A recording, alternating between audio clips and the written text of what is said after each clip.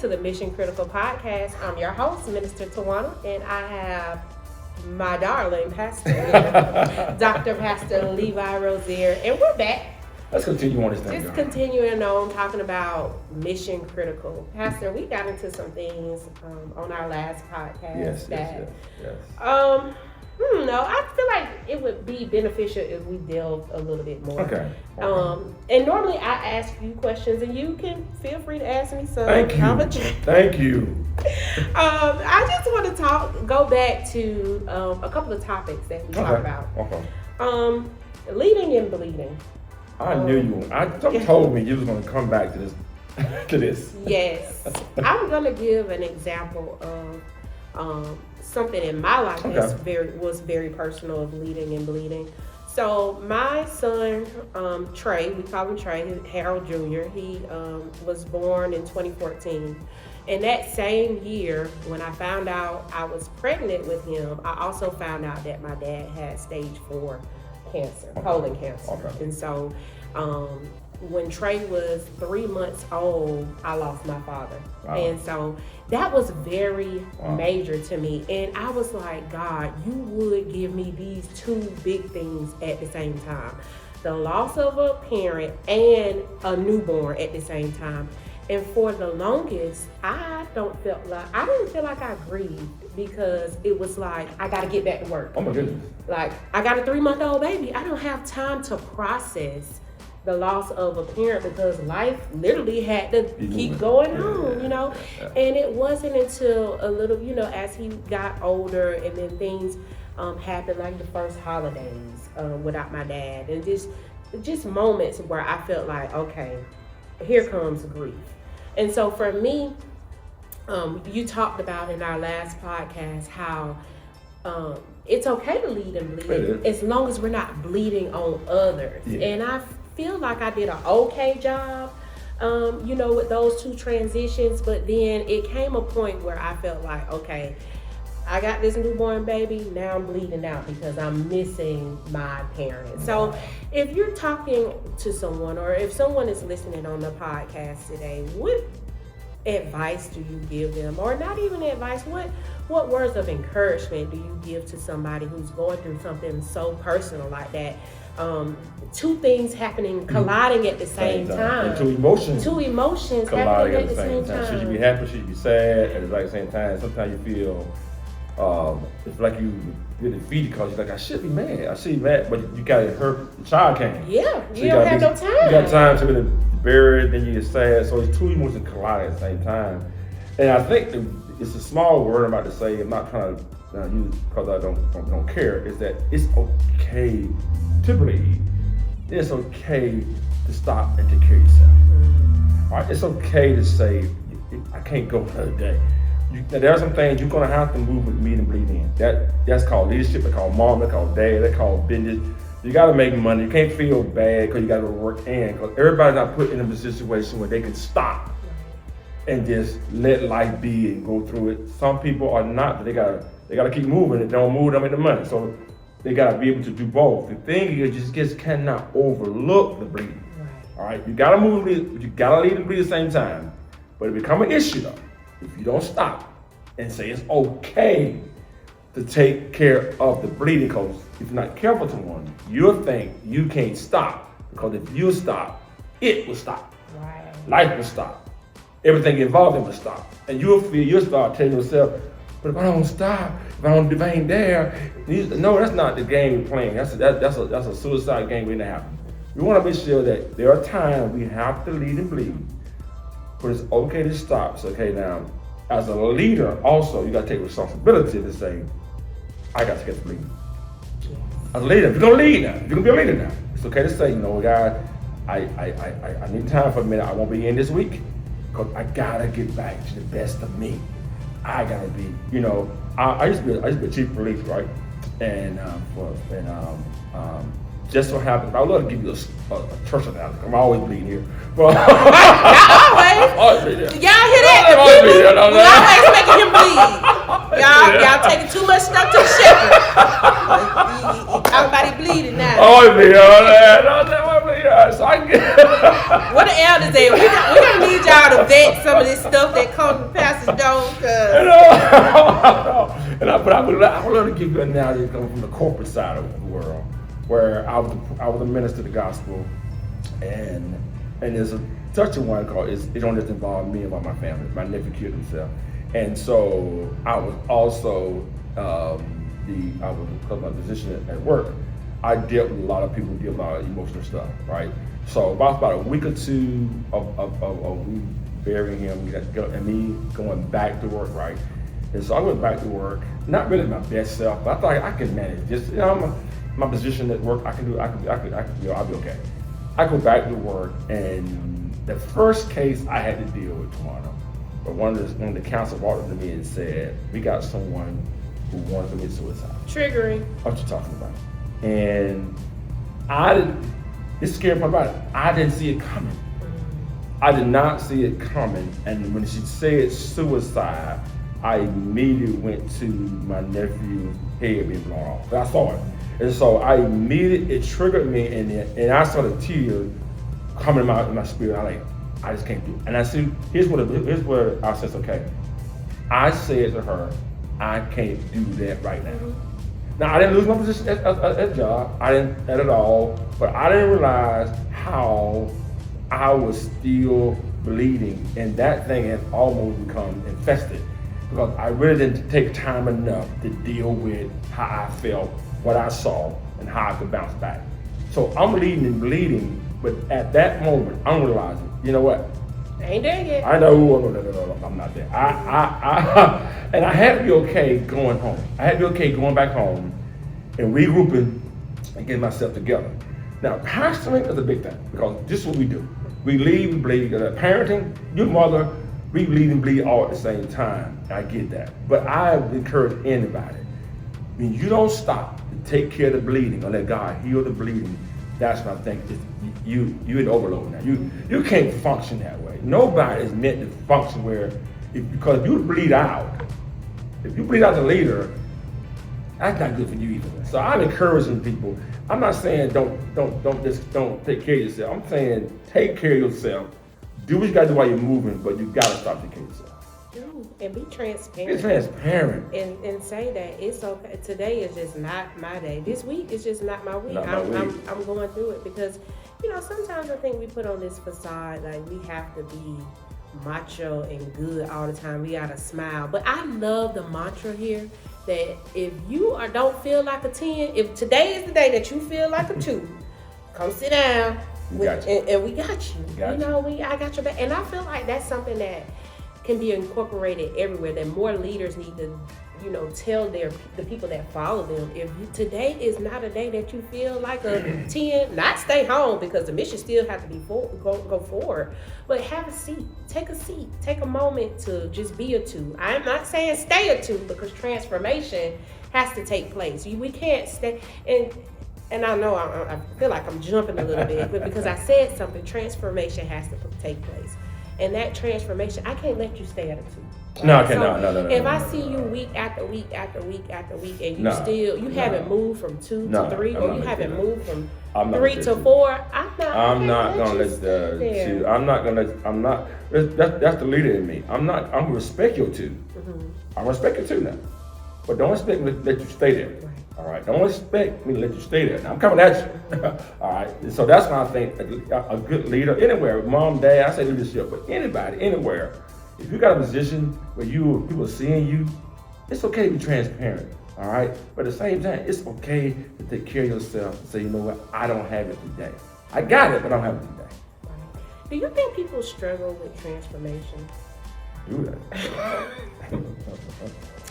And when I say that, there are some members that we may have that may just want to come in the sanctuary on Sundays, get the word, and go. What do you tell that person who just has that get and go spirit? Just don't, and they have the get and go, but they're not truly taking it in. What type of encouragement, or what do you tell them to really help with transformation?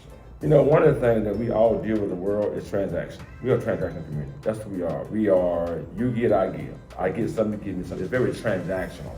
All right, we live in a society that way. You know what? We live in a society that's all about consuming.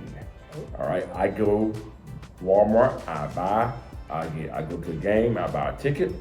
You entertain me, I cheer because I paid for that. If you're not careful, that same aura of being a church. Transaction. Very transactional. Very transactional. I show up, I'm gonna worship you, I do my thing, you bless my home, I'm out. But there's no change. All right? So it's all a transactional thing. And so people that don't all of us that struggles with transformational, or maybe sometimes people know what transformation look like. You know, maybe they think they're being transformed because they're showing up and not being transformed at all. But because we live in a society that everything has to be transactional. So we have to really continue to trust God in that and do our part to give people a place where they can see the change. And when they see change in us, and we show them what transformation look like. Because it's hard to tell you that by transformational, you know what I'm saying, and I'm going home and be my wife. And my fruit don't speak. Don't say that at all. I'm just a good speaker.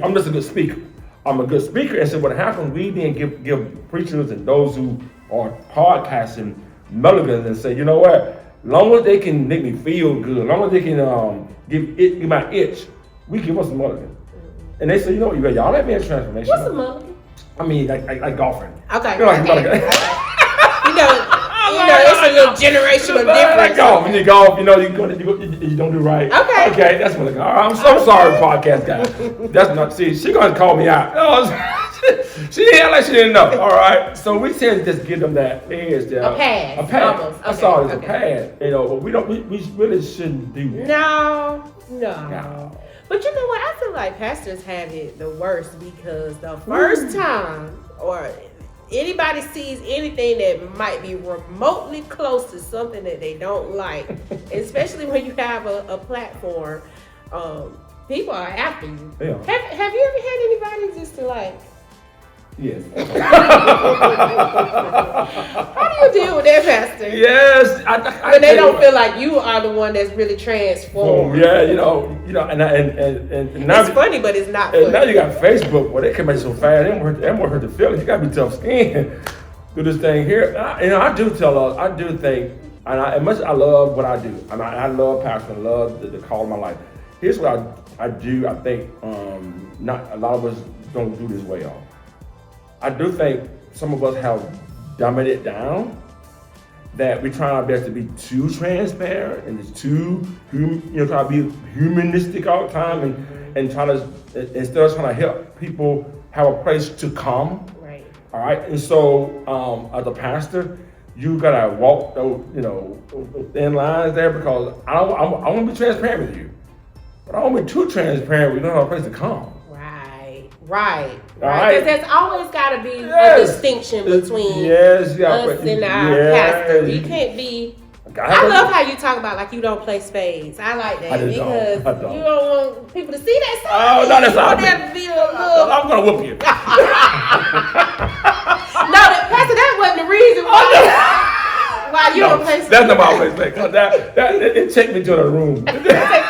I see. You're not even playing spades, and you already telling the people you're gonna whoop them. Like, because here, I told a minister used to be here, but he's a pastor. Come to our house, we playing spades. I said, man, that ain't the light you want to see. But this is what he said though. He thought by saying that I would go there. He said, all of us preachers and deacons, we lay our titles at the door.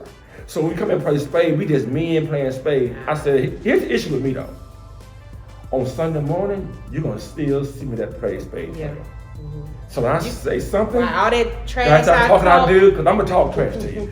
And so you ain't gonna let it go. Oh no, I'm not coming at you. So my thing is, I prefer to not do that because when you sit out there or hear me preach online, I'm accountable for your hearing. Right. And so I gotta be clean. I gotta be clean. I don't want to do those things the best I can. I'm not perfect at it.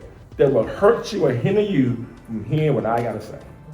It's one of your daughters that have your DNA, one of your elders. We were just having this conversation, and it's so funny how what you say really resonates with people, and people are just learning and taking after God's truth. Because we were having a similar conversation, and she said the same thing. When I get up on that stage, I want it to be clean. I want my hands to be clean, my heart to be clean. I don't want anyone to have anything over me, and I don't want me to have anything over me. Correct. So I love that part. That's true transformation, because I can't say that may have always been your story or always been her story. Correct. So that tells me true transformation Correct. has taken place, and you know the tree by its fruit. That's transformation. That's real transformation. The scary part about it is the Bible says be transformed by your mind. We know the word does transform us. Do you not know that also life will transform you? Oh yeah. It will have you. And so when people come and hear our podcast, coming on Sunday morning, what really make a pastor or a minister or mom, dad, raising kids, really put their chest out and they see their kids transform? You know you're doing something. You know you're doing something. You know your labor's not in vain. When you see the fruit walking out, not that they're perfect, It's like and the thing about people that join our church or be part of our ministry, the first year they fall at something, and then we help them through it. The next year they fall again, but this time the falling is hard. Right. That's transformation. See, so you're not where you was last year. Not saying the pain will come again. Transformation is you're seeing, you know what? I'm better today.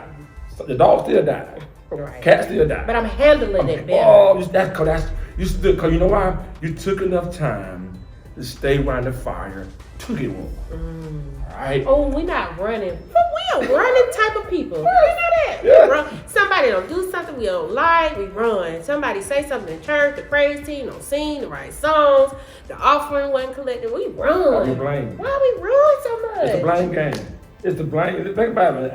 When our initial mother and father came to earth, they ran and hid. All right? And then when Jesus, God, come on the scene, he said, what's going on? The woman you gave me.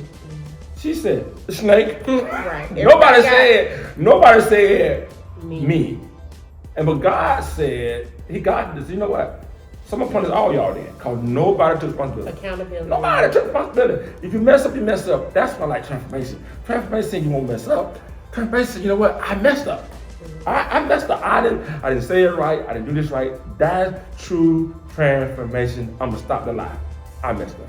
I love that. This is a good leader into the next thing. We talked a little bit about maintenance. Oh yeah. Spiritual maintenance. We talked about on our last podcast how counseling was almost a maintenance for people. But I don't think we do enough spiritual maintenance, checking in. Like we talked a little bit about how you do studies in Romans, how we have our groups that we have at church, which I love the groups. Groups are just an intimate way to just get to know your neighbor. Right. Because you see each other on Sundays or Wednesdays or at different events, but it doesn't feel like you really get to know them. Right. Groups are more intimate. So I like that we have these maintenance things that we can become, and for lack of a better word, I'm gonna say maintenance things. The maintenance parts that we can just connect with, just to check in, to grow, and to be better. For you, how important is it to have these maintenance things? I think on our last dialogue, that what got us to this place was counseling, all right, and how we should be talking about counseling kind of stuff, and how you should have a maintenance. That's these things, check in, get maintenance. Unfortunately, a lot of us don't think we need it, all right? We don't think we need it, and here's the scary part about it. When I go to the doctor, I go get my physical doctor once a year. All right, I go for cardiac maintenance, I go to checkup. All right, but then he may say, come back in 3 months. I'm like, for what? Why? I feel good. Feel good. No, I go in 3 months. He's telling me, the doctor's telling me, I need to come back in 3 months. And the reason he's telling me to come back in 3 months because I know, he pulled my blood. And they give him a chance to read my blood out, the thing they got me, the regimen they got me on. They want to make sure I'm following through what I'm going through, all right? I don't think we do a wonderful job as people of maintenance, because again, we want to go when the emergency time is. Oh. All right? I remember during the pandemic, I've probably told this story before, I've never been a counsel, go to the therapy guy. You know what I'm saying? Why? I don't know.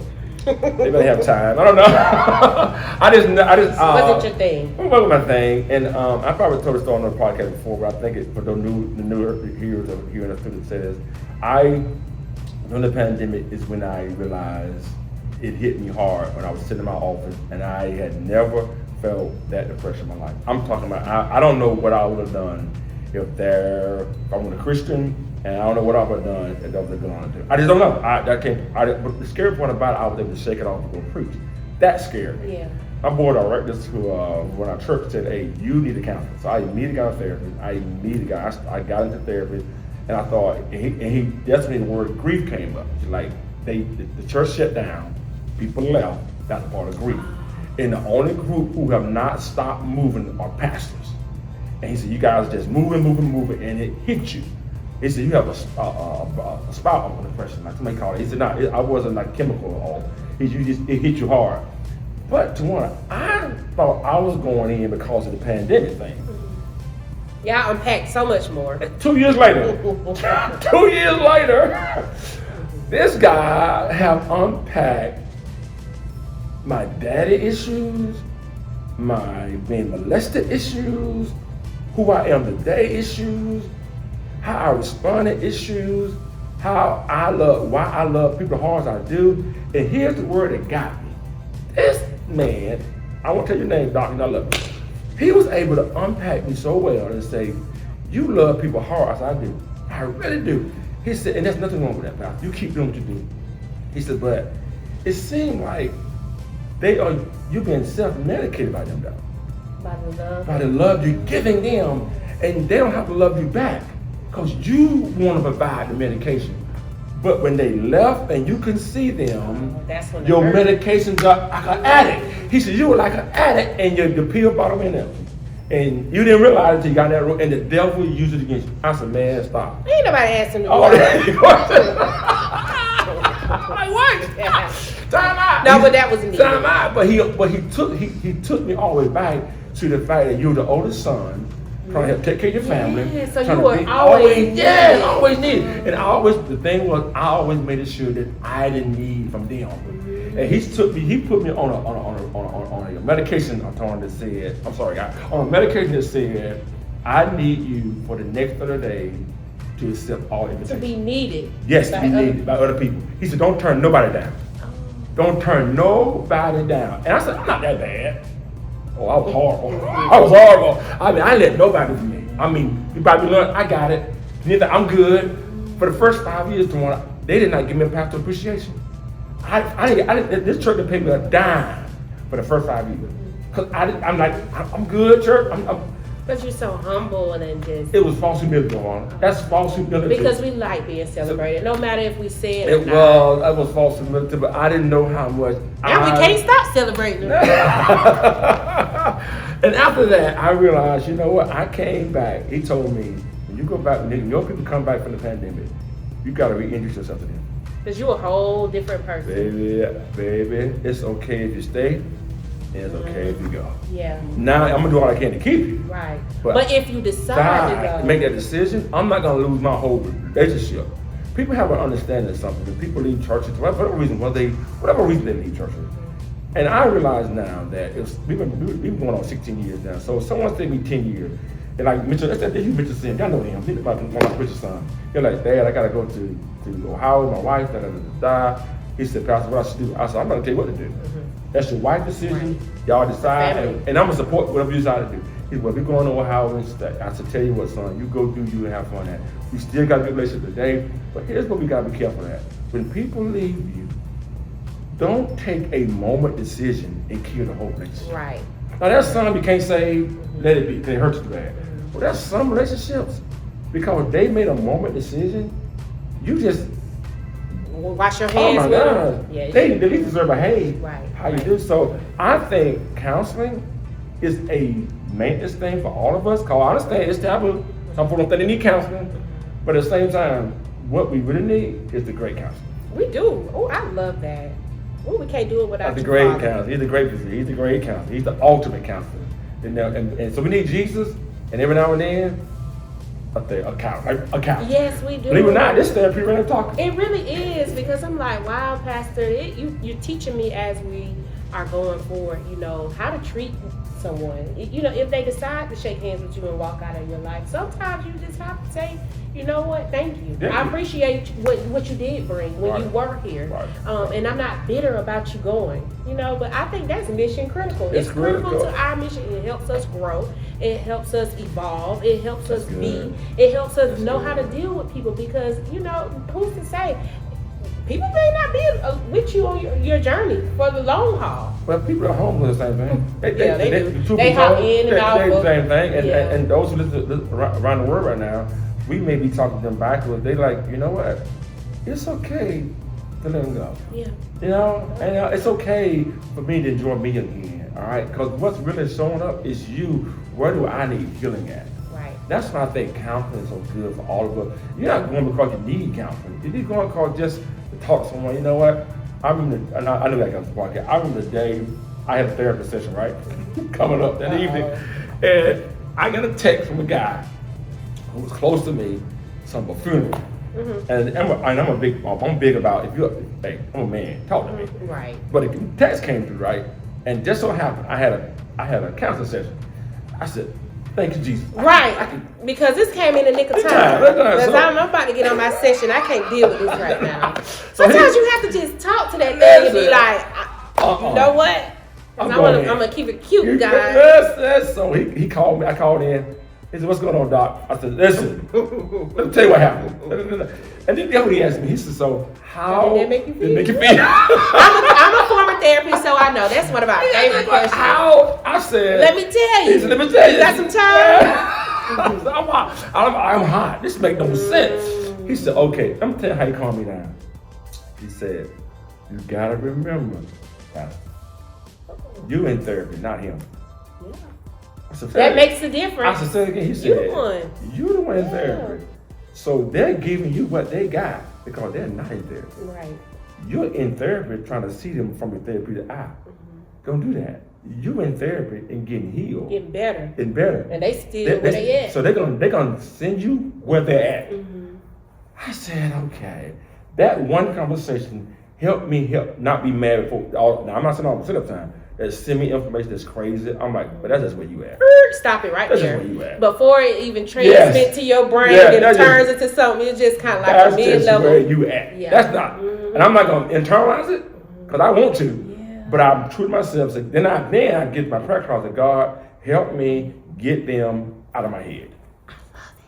In my head, God, because they in my head. True. I may have talked to a therapist, but why are they still in my head? I love it. So Pastor, you turning my, I can be a little 38 hot. So I'm learning this. Turn it down a notch. Turn it down a notch. Turn it down a notch. Turn it down a notch. I know. Because, at the end of the day, whether we like it or not, very, very, very, very few of us teach, be methodical on Matthew 5-7.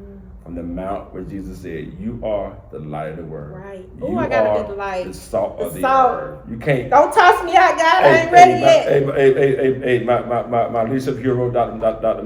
John Michael said the other day, he said, listen, don't curse the darkness, turn the light off. Turn it up. Don't curse the darkness. Turn the light off. Pastor, it's always so good to sit on this couch. I feel like I'm about to need to do this every week. Because you got to bring me down, Pastor. Life be lifing, and I need all the things. I know the podcast is about the mission, but I feel like this is connected to my mission. So, you know what? I'm all right with this being my hour to just connect with you. It's critical. It is critical. I love it. It is critical. I don't know if I realized the magnitude of the criticality before we got on this podcast, but it's so critical. I'm telling you, especially with the war going on, stuff going on in the world, it is so critical. I was talking to our men the other day in our men study, and I told them, guys, it is so critical right now for men to pray. Yeah, it's just right. Set the tone. Set the tone. I said, I'm not saying you go there and be like me, because I know I lead the way on prayer. Just put your family on the group feet. I love that. You said that Sunday. We got FaceTime. FaceTime your family and pray. That's all you gotta do. The tools are at our disposal. Just do At that our part. disposal, yeah. That's all. Just start where you're at. Mhm. Don't try to be. Just start where you're at, and just say, "I love you today." We all get in there. Give us 2 minutes of your time, and I'm out. Whew. The All mission right. is critical. The mission is so critical, guys. That is another session of our podcast. Listen, we have so much in store for you guys. I hope you enjoyed our conversation. If you didn't, I did. I like it myself. I did too. So hey, Listen, I'm gonna share it. Yeah, I'ma share it. Ring our bell. Subscribe to our channel. Follow us YouTube, Facebook, Instagram, all the things. Connect to us. Connect with us. We would love to have you alongside. All right, family, until the next time of the Mission Critical Podcast.